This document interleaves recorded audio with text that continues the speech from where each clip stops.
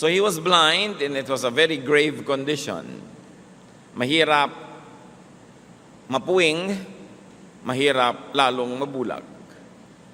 Napakahirap nung hindi ka nakakakita, lalo total yung iyong blindness. And it was from birth, a very long time. And of course, it was considered incurable. At ang tanong, who sinned? We will notice here that physical illness is being blamed on spiritual deficiency. Ganon ka-espiritual ang pananaw ng mga tao na maging ang mga kasakitan at mga kapansanan na pisikal, ang kanilang pinaniniwala ang pinagmulan ay kakulangang espiritual. John 9:3, "Neither this man nor his parents sinned," said Jesus, "but this happened so that the work of God might be displayed in his life." A baffling answer. Sabi niya, hindi siya ang nagkasala dito. Sa kasong ito, hindi rin ang mga magulang niya. So the widely held belief was disproven na pagka mayroong sakit, therefore may kasalanan. O pag nagkaroon ng kasalanan, therefore magkakaroon ng sakit. The widely held spiritual and natural law was challenged. Na pagka mayroong spiritually wrong with a person, magkakaroon siya ng naturally wrong condition. The very terrible condition was no one's fault, sabi ng Panginoon. At lalong nahiwaga, sabi niya, it was for God's exhibit. It was the man's condition, and the man's condition was to serve a divine purpose. Sabi, walang may kasalanan kaya siya ganyan. Niloob ng Diyos na magkaganyan siya para sa isang malaking kapakinabangan ng iba. The man had been suffering, yet it was to be for God's purpose. It was for the benefit of many people. Hindi naman bago sa atin ang konsepto ng sacrifice. Ang anak nga ng Diyos na sacrifice, walang kasalanan, pero hindi lang nabulag, namatay, pinatay, sa napakasakit na paraan para sa ikabubuti ng marami. Sacrifice, a sacrificial lamb, the concept of sacrifice is deeply ingrained in Jewish and Christian doctrine. Ano ba ang isang practical na leksyon para sa atin yan agad-agad? Don't always ascribe problems to sin. Hindi ko may sakit ang isang tao, may problema, nalugi, nasunugan, iisipin mo agad, siguro may kasalanan. Pwede mo rin isipin, baka naman talagang nagkataon lang, tulad ng sinasabi ni Solomon, sabi niya, nagkakataon. A time and a season for something. Kung minsan naman, pwede mong isipin, parang si Job. Kasi yung tatlong kaibigan ni Job, nung dilu-dilubyo ang buhay niya, matapos makidalamhati sa kanya ng ilang araw, sinabi na, aminin mo na may kasalanan ka, siguradong napakabigat ng kasalanan mo kaya nagkaganyan. At lalong bumigat ang pakiramdam ni Job dahil sa halip na ginhawa ang kanyang makuha sa mga kaibigang nakiramay, pag-uusig ang kanyang tinamo. Baka mamaya may inuusig tayong very righteous person. So don't always blame people for their problems.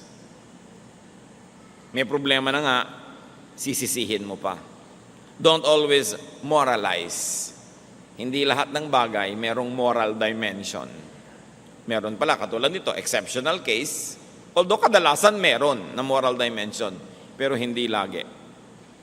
At kung meron tayong hirap na nadarama, ano man ang katumbas itong pagiging bulag mula pagkabata, find godly use for it.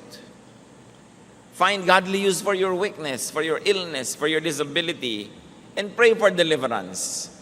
At kung ikaw si Job na dumadaan sa isang pagsubok, again, as exhibit of God's wisdom and God's dispensation, pray that it might finish soon so that you can get on with your life after you have served a very divine purpose for God's agenda. At kahit mahirap maintindihan, magpasalamat tayo na tayo'y pinili at hinirang ng Diyos na maging kasangkapan para kahit man lang maging exhibit A ng kanyang kaso o ng kanyang argument. John 9:6-7. Having said this, he spit on the ground, made some mud with the saliva, and put it on the man's eyes. Go, he told him, wash in the pool of Siloam. So the man went and washed and came home seeing. Walang drama yung presentation, a few sentences, ang daming nangyari. So, let's take a look at Jesus' method, instruments of healing. Because that man got healed that very moment. So dumura siya sa lupa. Pinaghalo ang kanyang laway at ang alikabok. Yaki, sabi ng iba. Pero may mangyayaring himala. Kung ikaw yung bulag, huwag kang payaki-yaki. Napaka-importante na mangyayari. Anong isang elemento na ginamit ng Panginoon sa himala? Yung mismong galing sa kanya, His element, His spittle. Something from Him. Something divine. Yun ang pinagsimulan ng lahat. Tulad ng lilikhain ng Diyos, ang unang tao, something from Him, yung spirit niya. Anong ginawa niya? Hinalo niya sa alabok. Naging tao. Ngayon, nung hinalo ni Jesus, yung galing sa kanya, sa alabok, hindi naging tao, naging putik. Pero di ba, ang tao ay dinidescribe din na putik. So you see the pattern of creation and recreation. When God the Father created the first human, yun ang ginawa niya. Now, Jesus was going to recreate the life of this man. Because he was born like that, he had to be born again in another dimension. Kailangan maging iba siya. Once more ang elemento, galing muna sa kanya, and then he spit on the ground an element from the earth. Pattern yan sa Biblia. Pinaghahalo yung galing sa taas at galing dito sa baba. Something common, something profane, being dignified by something divine. So he made mud from his saliva and dust. Ano ang pamamaraan ng Panginoon na ito sa pagpapagaling? Mixture of things. Pinaghalo from above and from below. Very interesting. From the sacred and what you might call the profane or the base. From napakalinis to napakarumi, from dakila at banal to ordinaryong alikabok. From the spirit to the physical to the flesh. There was a wedding. There was a union of heaven and earth. Doon sa isang kimpal ng alikabok na yon na naging putik, handon yung buong universe. The element of creator and creation, all in just a tiny bit of mud. Tulad sa creation, now there's going to be recreation. Why did the man need that? Because he, or at least his eyes, had to be remade, recreated, reborn. And what did the Lord do? Anong ginawa niyo doon sa putik? Ikinulapol niya sa mata ng pasyente. Hindi sinabi kung nakapikit ang pasyente nung inilagay ang putik o kung nakadilat. Basta inilagay. So what was the Lord's way? Contact. There was a meeting, a joining together. Napakahalaga ng contact ng human at ng divine, ng flesh at ng spirit, ng earth at ng heaven. Kaya nung ipininta ni Michelangelo ang creation, ang artistic interpretation niya, ang Diyos Ama at ang tao nag-touch ang mga daliri. Something from heaven to something from earth, pinag-join, dun lang nagkaroon ng tao. Kaya yung tao may divine at mayroong profane. May spirit at may katawan, may banal at may putik na magkahalo. And the Bible says that God remembers that we are dust. Kasi kung minsan, ang lagi lamang na inaasahan that we are spirit. Ang taas-taas ng ekspektasyon, and then God remembers that we are dust. Ay, oo nga pala. There is union. At ano bang ginawa ng Panginoon para magkaroon ng kagalingan? He spoke. There was God's word in the brew.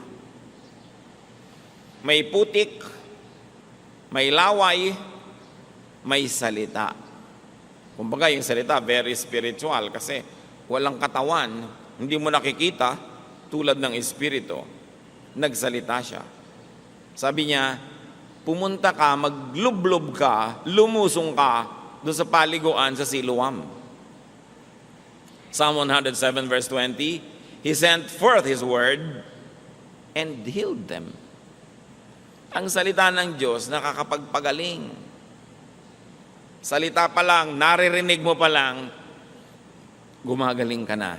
Kung nakabukas, hindi lang ang iyong tenga, kundi ang iyong isip na pinupuntahan ng tenga mo. Pagpasok mo siyempre sa tenga, shoot agad sa brain. Kailangan nakabukas din yung mind, hindi lang yung ears. So God instructs and commands, go wash in the pool of Siloam. Now, this pool is very interesting. Dito rin pinagaling yung lumpo na pinalusong ng Panginoon. Sabi, bakit hindi ka gumagaling? Hindi po ako makalusong pag nakakaukaw yung tubig. Kasi doon yung pool of Siloam, dati yun na templo ni Asclepius, Greek god of medicine. Alam niyo naman ang Greek culture, very prevalent sa Mediterranean at part niya ng Israel. At ang sibilisasyon na ito, na kinokopya ng Roman civilization, ay nakatanim yung kanyang mga maraming marka sa lahat ng lugar. So there was this temple to Asclepius, the Greek god of medicine. At may tubig doon. Dati nasa labas ito ng lungsod. Pero ang ginawa ni Herod Agrippa, nung pinalaki niya ang lungsod, pinalabas niya yung wall, inextend niya yung mga pader, napalagay sa loob ng city, yung pool na yun. At maraming nagpupunta doon may sakit. Sapagkat paminsan-minsan, biglang kumukulo yung tubig na hindi mainit, parang kinakaukaw, bumubula, parang hinahalo mo. Doon naglulusungan lahat yung mga tao para gumaling. At yung unang lumusong, siya yung gagaling. Kaya hindi ngayon makalusong-lusong si paralitiko dahil nauunahan siya lagi. Kaya sabi ni Lord, hindi ka pala makalusong, buhatin mo na lang yung higaan mo, umuwi ka na. At gumaling. Doon din nangyari sa pool na ito. At sabi ng Panginoon, pumunta ka doon sa pool of Siloam, at doon mo hilamusan yung inilagay kong putik sa'yo. Pumunta yung lalaki, masunurin, gumaling. Ang isang tanong, bakit naman pinapunta pa ni Lord yun?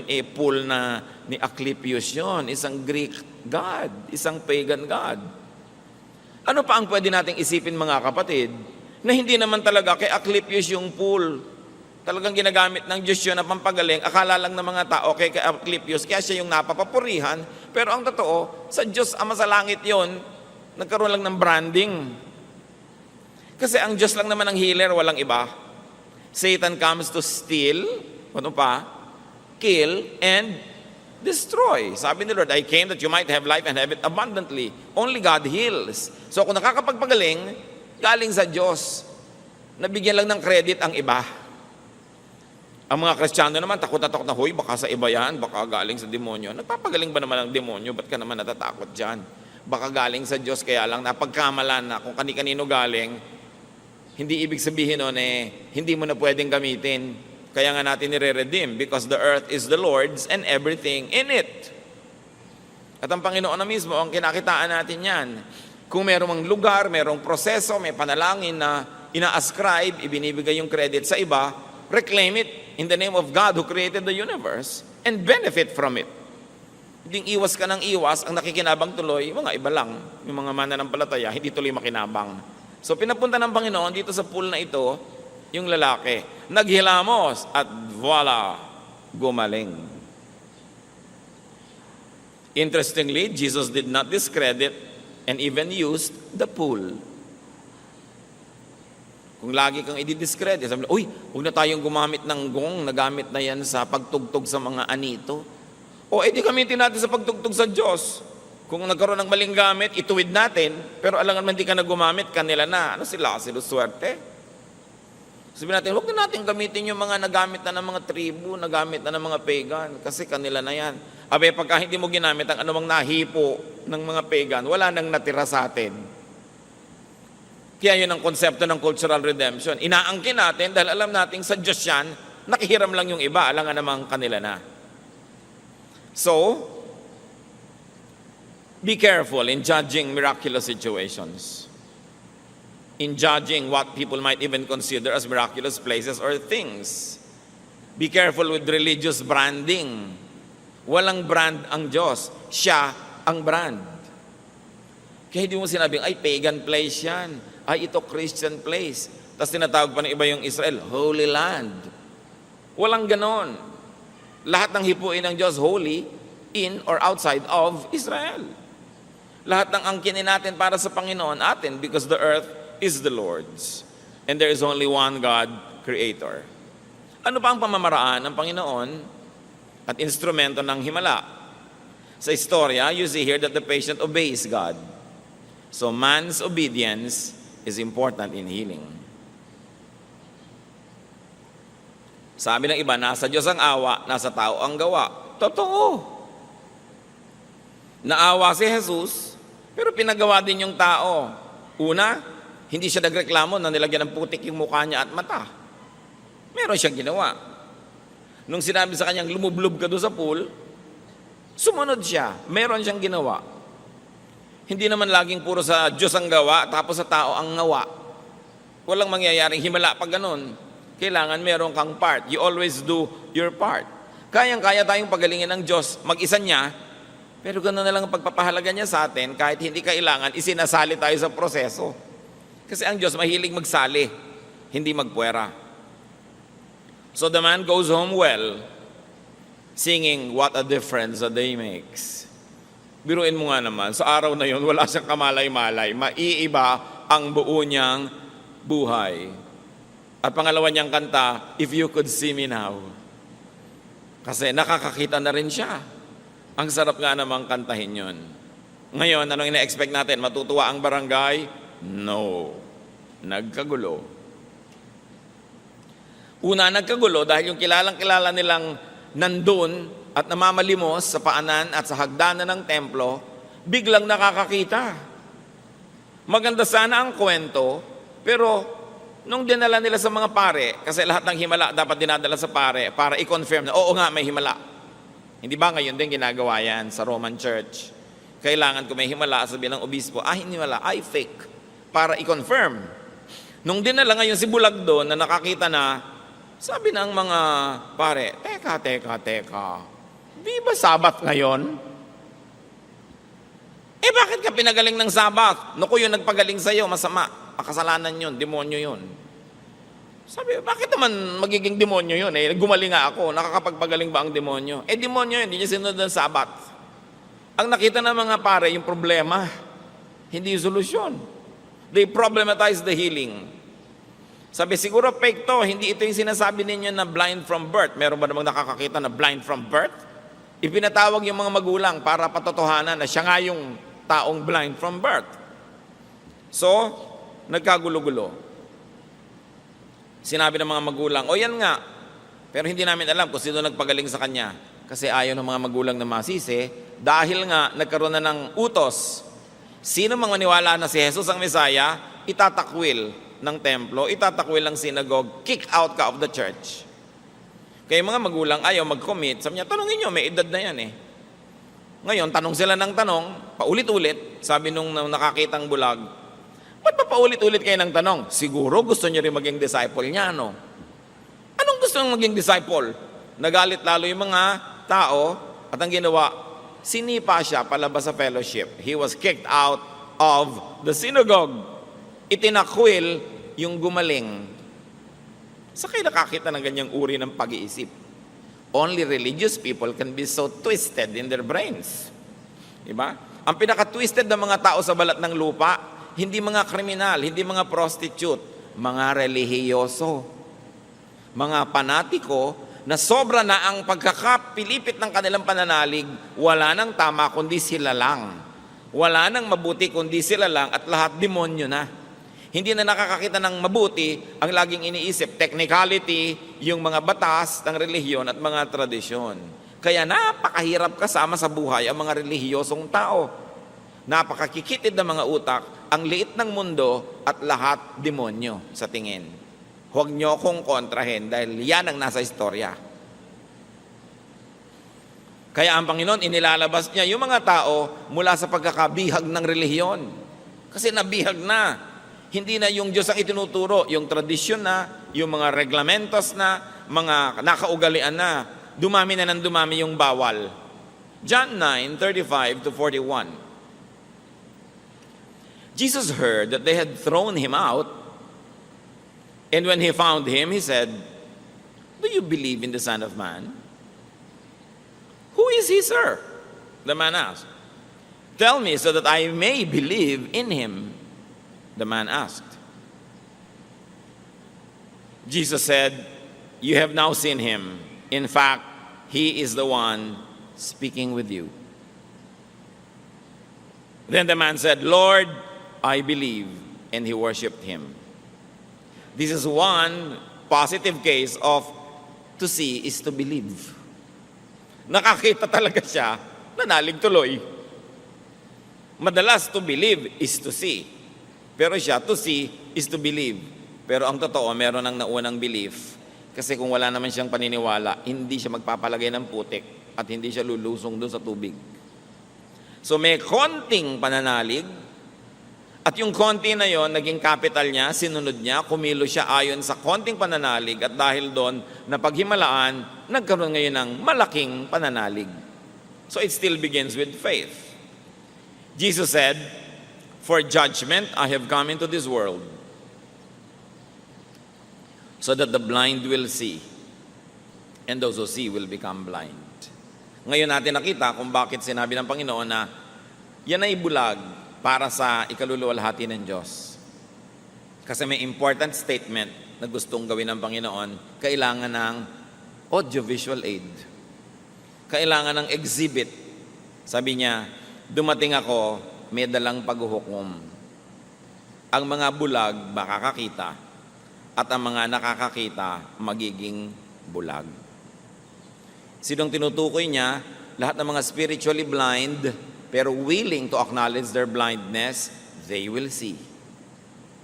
Pero yung mga akala nila spiritually magagaling sila, marurunong, maaalam, nakakakita, pero hindi nila kikilalanin si Jesus, sila ang magiging malinaw na bulag.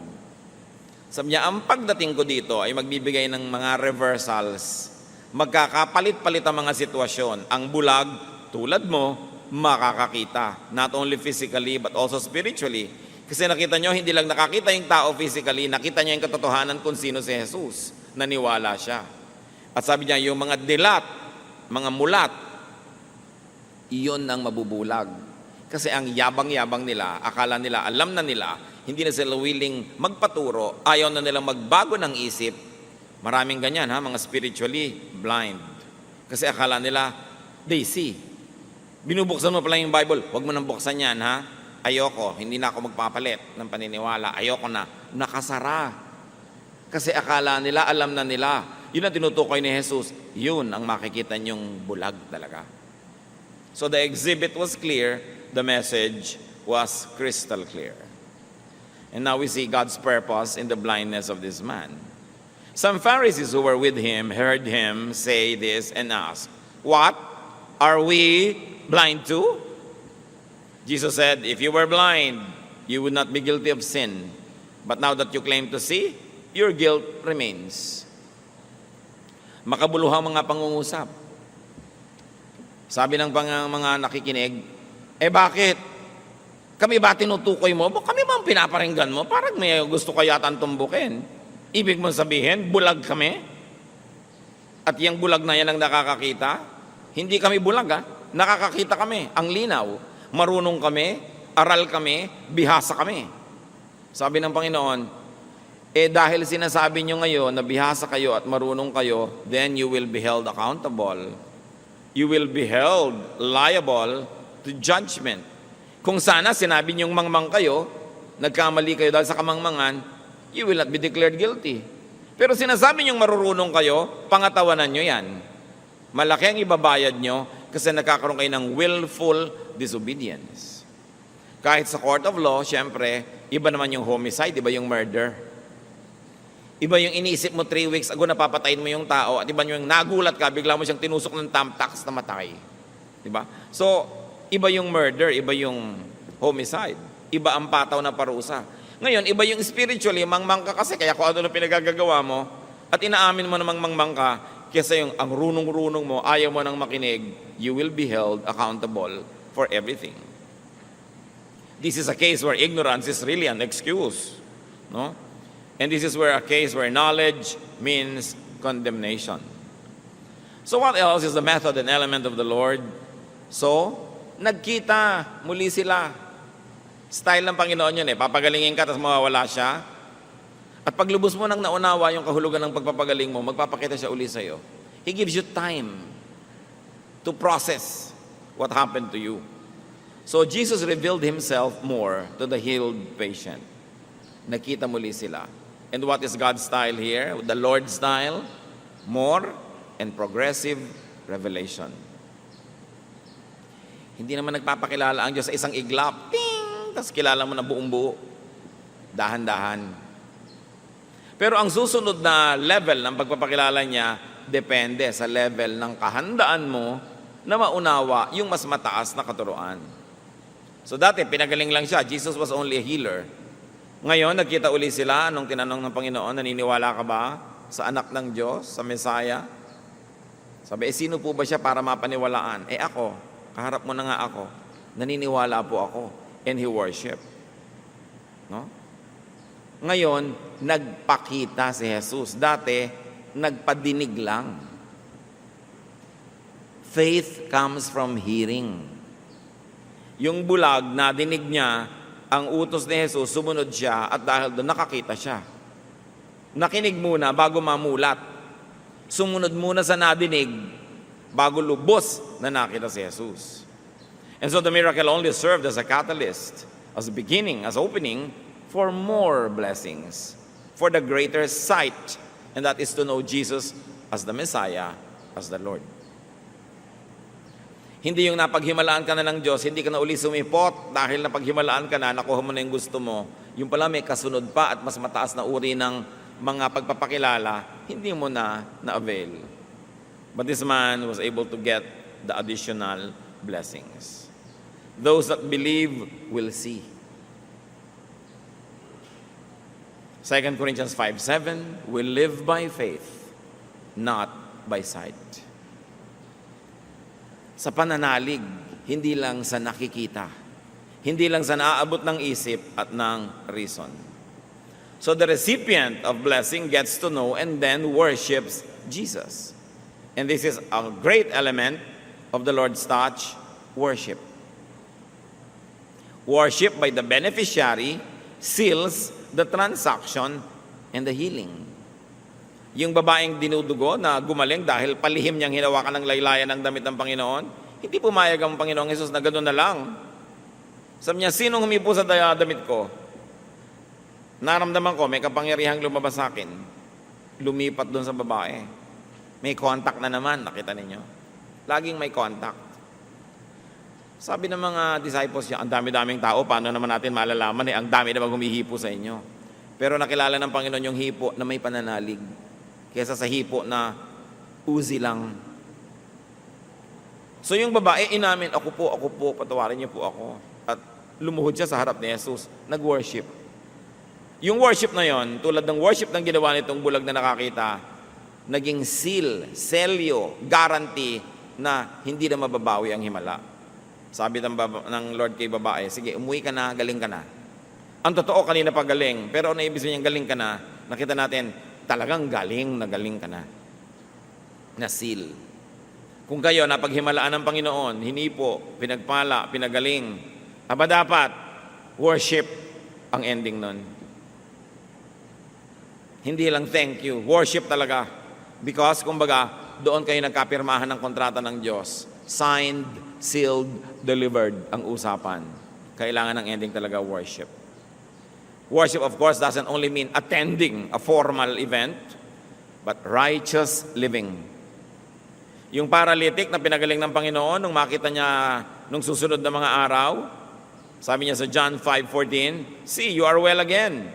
Stop sinning, or something worse may happen to you.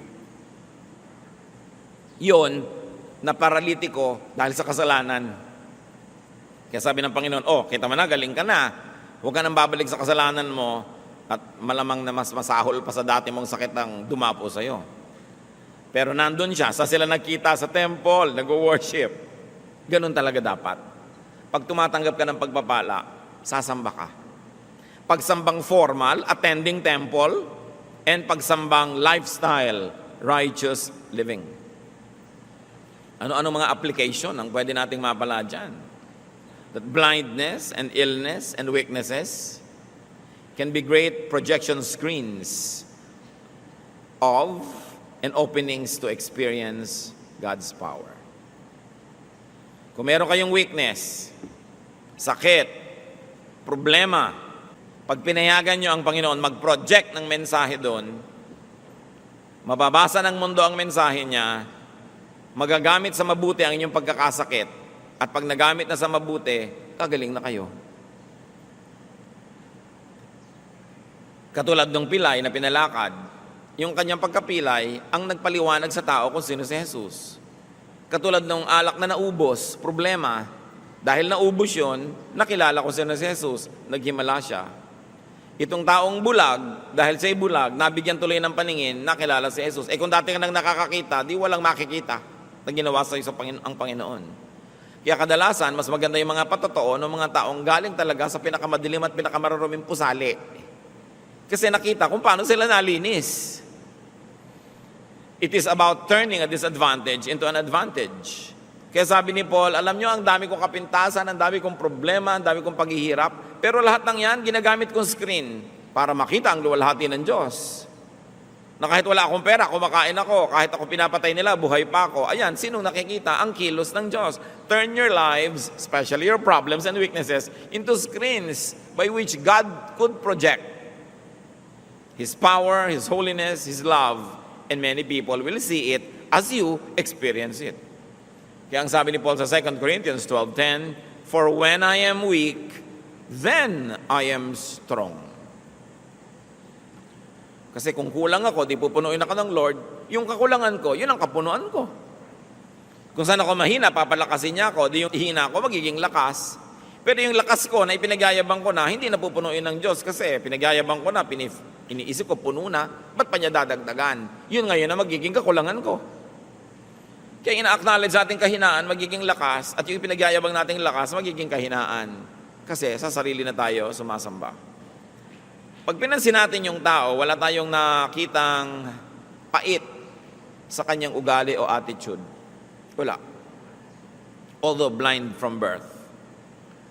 Yung iba, may kapansanan, may kakulangan, may bitterness. Ba't kaya ako ipinanganak na kulot? Hindi tuloy ako makuhang model ng shampoo. Di ba? Pwede ka namang maging model ng panghuli ng insekto. Kasi pag may pumasok ka sa lagubang sa ulo mo, di na makakalabas.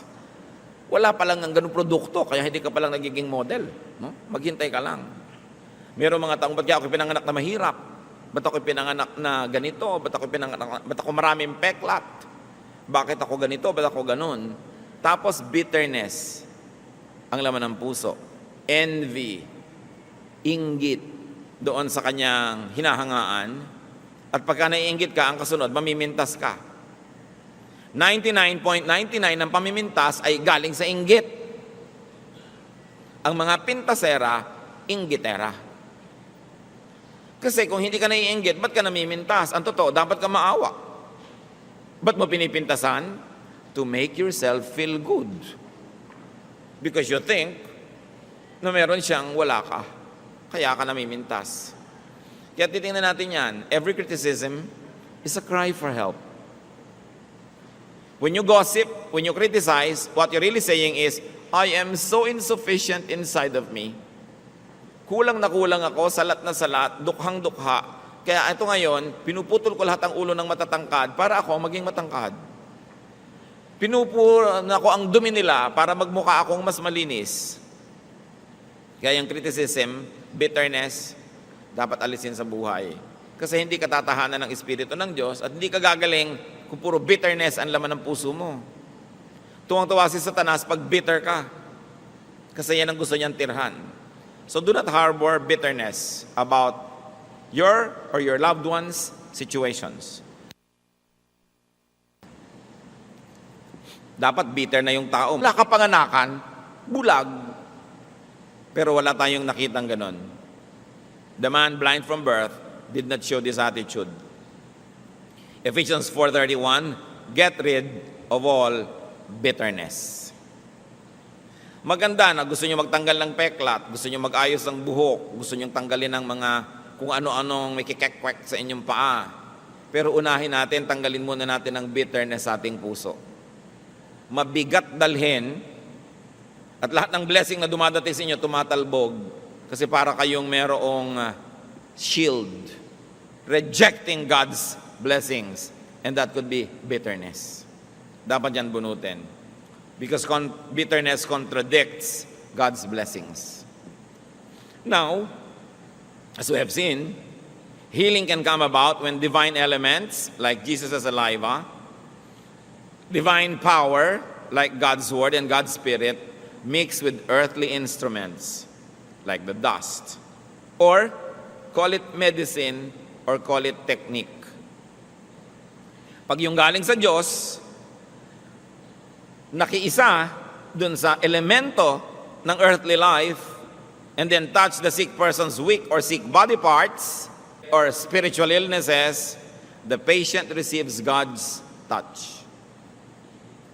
The patient hears and obeys God's prescriptions and commands. Nagkakaroon ng healing pag yung power ng Diyos ay nakakapartner ng ating kahinaan. Pagka yung kanyang pag-ibig, nakakapartner ng ating pangangailangan. Pagka yung kanyang kapangyarihan ay pumapasok sa earthly dimensions. The saliva of Jesus mixing with dust. The Spirit of God mixing with dust. The Word of God getting into our brains, which is matter, and spirit, kasi ang layo ng nararating yan, beyond the skull, nagkakaroon ng himala. Think about that. Paano isisilang sa inyong physical world yung spiritual power of God? Tulad ng paano isinilang si Jesus sa physical world, samantalang siya ay galing sa kabila at siya ay espiritu ng anak ng Diyos. Kailangang isilang sa inyong buhay yung hindi nakikita, hindi nahihipo na kapangyarihan ng Diyos. We've got to allow the invisible power of God to be incarnate in our lives. Paano nyo gagawin yon? Isipin nyo at ipanalangin. Personal yan na pagsisikap. Ngayon may tanong. Bakit daw ang daming naboborn again, nagba-Bible study, lumalapit sa Diyos, kasi lang may problema? Sabi pa nga ng iba, yung religion naman, saklay lang yan, crutch lang yan, ng mga may kapansanan, ng mga may pangangailangan, ng mga mahihina, ng mga walang pag-asa. Salamat! May napupuntahan yung mahihina, yung mga walang pag-asa, at yung may pangangailangan. Kasi kadalasan mga kapatid, di ba pinag-usapan natin yung contact point? Yung lugar at panahon na ang Diyos at ang tao ay nagkakadikit, kadalasan, nabibigyan lang natin ng puwang na dumikit sa atin dun sa lugar at oras ng ating pangangailangan. Bigla kang nawala ng brake habang nagdadrive ka sa Cannon Road, bigla kang nagdasal, nagka-contact point. Pero kung wala kang problema, siguro, kanta ka lang ng kanta, tugtog ka ng tugtog, pero wala kang dasal. Biglang nagkasakit ang nanay mo ng malubhang sakit. Eto ka ngayon, pray ng pray. Text pa ng text sa iba, ipag-pray yung nanay ko. Nagkaroon ng opening. Kasi maraming tao, mga kapatid, kung hindi pa malugi sa negosyo, masunugan, manganib ang buhay, magkasakit, maghirap, iwan ng nobyo, hindi maaalala ang Diyos. Hindi magbubukas sa Diyos, wala tuloy contact point. Ngayon, kung ang lusog-lusog nyo, ang yaman-yaman nyo, ang sarap-sarap ng buhay, tapos nakabukas ka sa Diyos, lagi ka rin nagdadasal, nananalangin, naglilingkod, nabubuhay ng maayos. Yung contact point mo, tuloy-tuloy, kaya hindi mo na kailangan maghirap o magdusa para mapalapit sa Diyos. Pero higit maraming tao, naaalala ang Diyos dahil humina o nangailangan. Contact point. Ang contact point ng mama na to, yung blindness. Yung iba, yung paralysis. Yung iba, yung gutom na gutom, pinakain ni Lord, nagkaroon ng contact point. Kayo mga kapatid, anong contact point nyo sa Diyos? Kailan kayo nagiging very godly? Pag marami kayong pera o pag wala? Kasi pag nagiging godly kayo, pag wala kayong pera, dadalasan ng Diyos na wala kayong pera. Di ba? Sabi, ang lapit-lapit ng anak ko na ito sa akin pagka walang makakain. Bigyan ko nga ito ng hanggang pinipig lang ng mga pagkain araw-araw para laging lumapit kasi miss ko na siya. Gusto ko siya laging kasama. Pero kung ang lapit-lapit nyo sa Diyos sa oras ng inyong kalakasan, ang lakas-lakas nyo, naglilingkod kayo, sabi ni Lord, lalo ko itong papalakasin kasi yun ang contact point. Ngayon, kung busy kayo, walang contact point kasi nawawala ang Diyos sa schedule nyo, anong ginagawa ni Satanas? Lagi kang ginagawang busy para talagang hindi ka na makakontak. Pero kung busy ka na, iaagaw mo ang Panginoon, sabi ni Lord, I will always bless. Yung busyness niya, magiging fruitful. Kasi hindi naman ako napupwera sa agenda niya kahit busy siya. Kung ang dami-dami mong pera, laging kasama ang Diyos sa plano, sa budget, kasama, malalong dadamihan ni Lord. Sabi niya, hindi siya nabubulag ng pera, hindi na ilalayo sa akin, inilalapit pa nga, damihan ko nga. Alam niyo kung gusto tayong pagpalain ng Diyos, wala namang makakapigil. Kung ayaw kayong pagpalain, wala ring makakapilit kasi Diyos siya. Kaya yung iba na ipinipintas sila, simba naman kayo ng simba kasi lang weak ang karakter nyo. Yun yung blind, na ina-accept ang blindness niya, yun ang makakakita. Pero yung ayaw sabing, hindi ako weak, hindi ko kailangan yan, yun ang mananatiling blind. As we have seen very clearly in the story. No? Because of their weakness, when people surrender their weakness to God, that becomes the contact point. Huwag na nating antayin lagi tayong maging weak para kumontak. Pero kung weak na, we know that we have hope.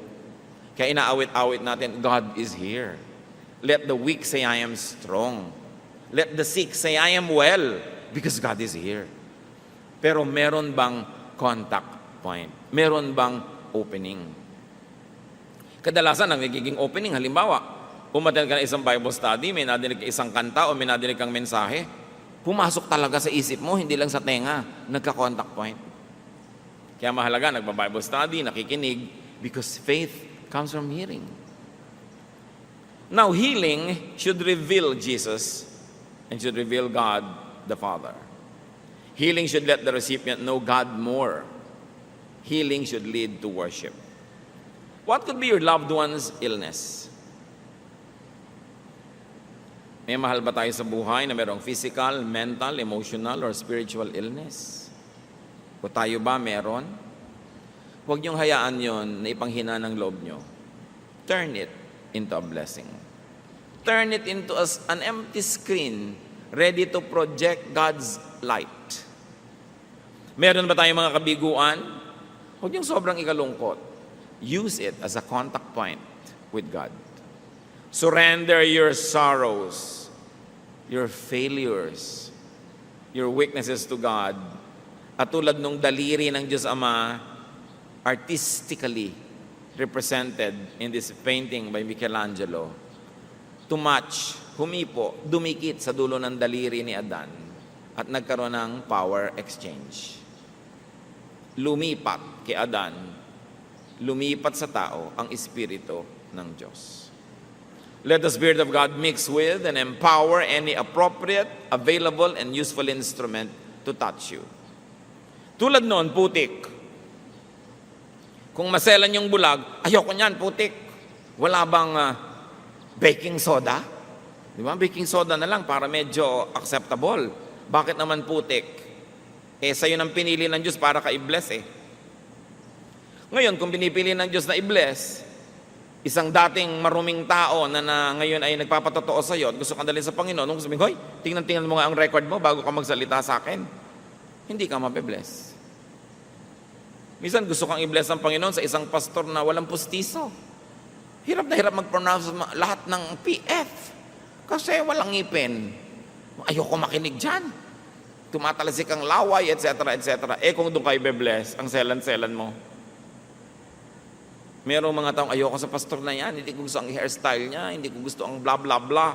Sino ba naman ang taong may gusto doon sa putik?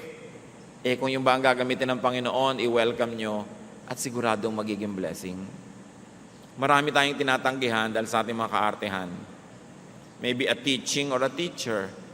Kung minsan ayaw mo ng teaching, wala ka namang makikitang teacher sa mundo na 100% ng ituturo gusto mong marinig Ang tatanong mo na lang sa sarili mo, pag nadidinig ko ba ito, nagbabago ba yung buhay ko? Do I become a better person? Do I become godlier? At kung yun ang nagiging effect, general effect, hindi ko napapansin yung mga maliliit na effect that bothers me. Wala namang 100% nagkakasundo. Minsan ayaw mo nung teacher, ayaw mo nung teaching, ayaw mo nung situation. Meron pang ayoko mag-host ng Bible study sa bahay kasi matagal na silang nakaalis, naglilinis pa ako. Pero alam niyo kung sino talaga nabe-bless yung host kasi hindi siya pwedeng umabsent. Kung minsan, kailangan inoobliga mo sarili mo kasi kung binibigyan mo yung sarili mo ng ang daming leeway, ang daming kaluwagan, ginagamit mo yung luwag para lumayo, nawawala yung contact point. Yung mga dapat yung laging late sa church, doon mo ibigay yung susi, ikaw magbukas. Para talagang bumangon ng maaga. Maraming beses mga kapatid, dapat natin pilitin ang sarili natin para magka-contact point. Kasi kung likas lang ang susundin natin sa sarili natin, puro palayo sa Diyos, puro layaw at katamaran ang gugustuhin natin. God is looking for contact points. Humahanap siya ng dadapuan. Kung airplane ng Diyos, eto, naghihintay na mag-landing sa'yo, meron ka bang airport? Meron ka bang airstrip para landingan ng Diyos? O pagod na kaiikot, walang malandingan, tapos ang daming helipad para kay Satan. Kasi si Satan then prowls around looking for someone to devour. Hanap din niya ng landing point. Saan kaya ang contact point ko? Ang taong ito, pag gutom, mainit ang ulo, gugutumin ko nga. May contact point si Satanas. Ang taong ito, pagka mataas ang sugar, ganito ang mangyayari sa kanya. So huwag mong pataasin para huwag magkaroon ng contact point si Satan. Diba? Ang lalaking ito, pagka nakakakita ng nakaminiskat, talagang nauulol. O di, huwag kang tumingin para hindi ka maulol kasi contact point. Pero contact point ng temptation. Tatandaan natin, ang Diyos at si Satanas, parehong naghahanap ng malalandingan. Tingnan mong sarili mo kung kanino ka hospitable. Sa mga lifestyle, sa ginagawa natin, sinong gusto natin mag-landing? Madali yun malaman. Ingatan. Linisin natin mga sarili para tayo daluyan ng pagpapala ng Diyos. Tulad nung taong nakakita, dahil sa patotoo niya, marami siyang madadala sa Panginoon.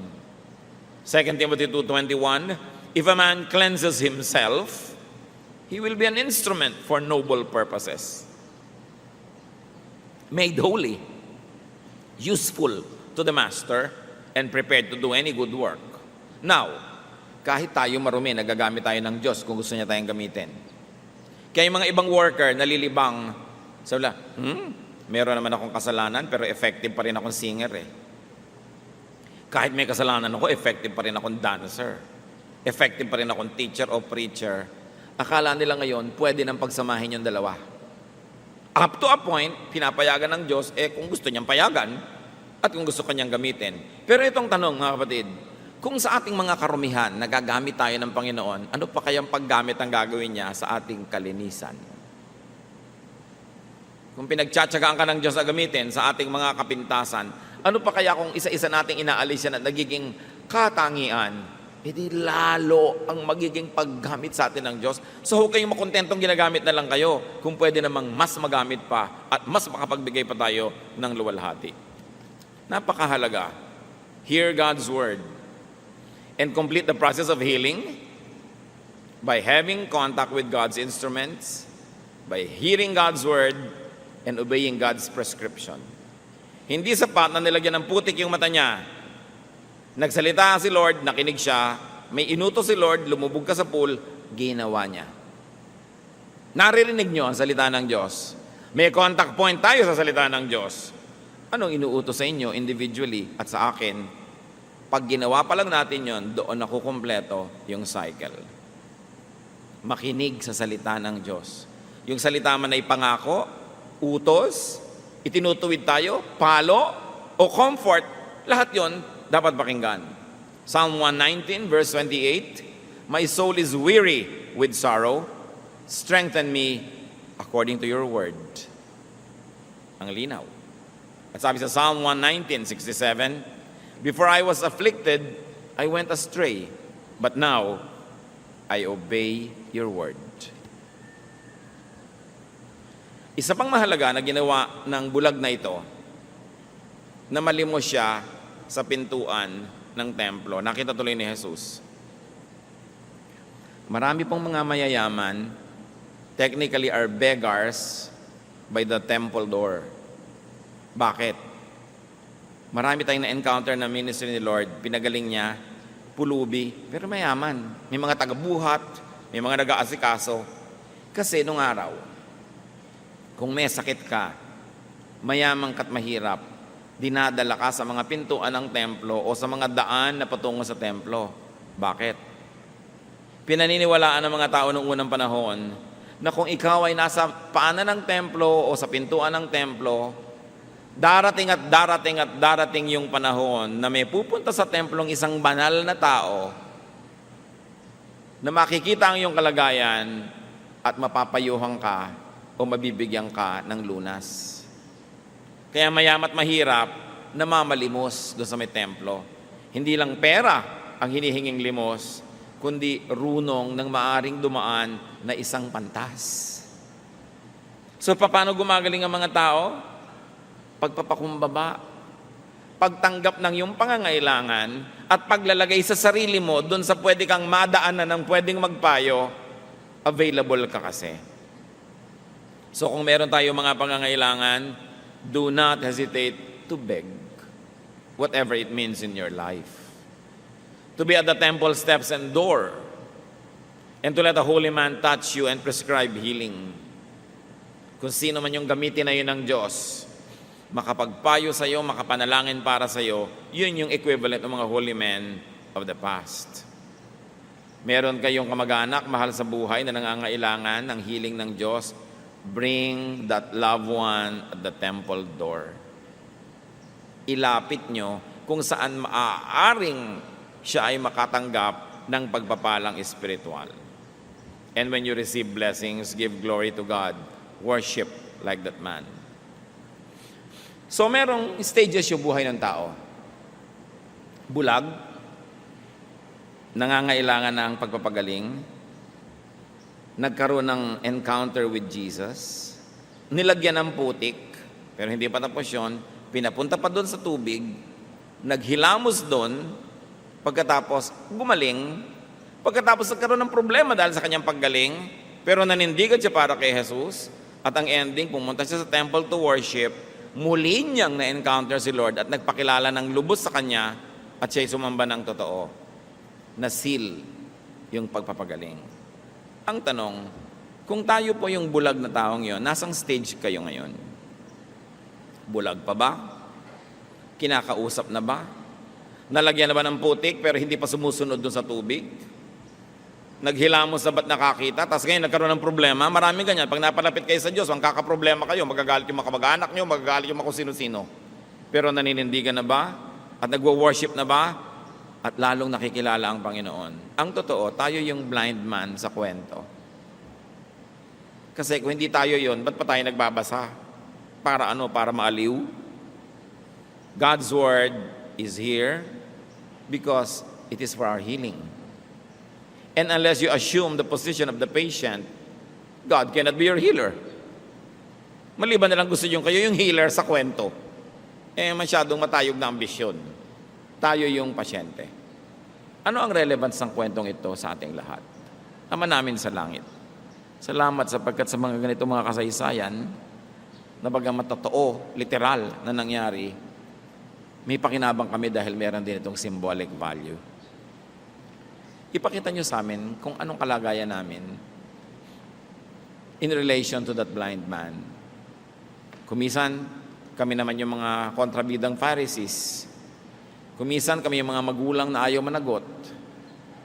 Kumisan kami yung putik. Na bagamat putik kami at marumi, hinahaluan nyo, Lord, ng inyong blessing, ng inyong anointing, ng inyong matatawag na saliva. At dahil kahit kami putik, sinaluan ng inyong banal na elemento, nagiging instrumento naman kami para magpagaling din sa iba. Salamat po. Dahil kahit may kakulangan kami, kapintasan, may nabe-bless din sa aming mga ministries. May nagagawa rin kayong mabuti sa pamamagitan namin. turuan nyo kaming maging faithful na putik, na kahit putik, may laway nyo naman. So magagamit sa magagandang mga adhikain. Teach us, O Lord, not to be hindered by our limitations, by our past, by our shortcomings, but allow us and teach us and remind us to always rely on that saliva that comes from you that gives us value kahit putik kami. At sa pagtingin namin sa aming kapwa, nawa huwag lang yung putik na bahagi nila ang makita namin yung spirito nyo na nananahan din sa Kanya. Matuto kaming gumalang, magpahalaga sa aming kapwa, at maging bukas din kami sa kanilang mga paglilingkod, ministrations at pagpapagaling dahil instrumento mo rin sila to bless us. Turuan mo kami, Lord, kung anong personal yung mensahe sa amin sa kwentong ito. Magbulay-bulay tayo sumandali, manatiling nakayuko, nag-iisip, tumatanggap ng mga bulong ng Espiritu ng Diyos.